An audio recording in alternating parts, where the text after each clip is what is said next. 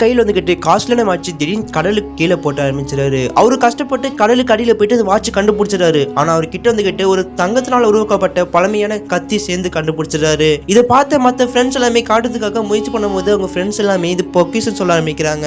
அதுக்கப்புறம் வந்துகிட்டு அவங்க ஃப்ரெண்ட்ஸ்ல மொத்தம் 4-5 பேர் வந்துகிட்டு தண்ணிக்குள்ள குதிக்க ஆரம்பிக்கிறாங்க. குதிச்ச உடனே சில பொருட்களை கண்டுபிடிச்சு படகு மேல கூட்டி வந்துடுறாங்க. ஆனா இது டீப்பா ஆராய்ச்சி பண்றதுக்காக என்ன பண்றாங்கன்னா மெட்டல் டேட்டர் மூலியமா கண்டுபிடிக்க ஆரம்பிக்கிறாங்க.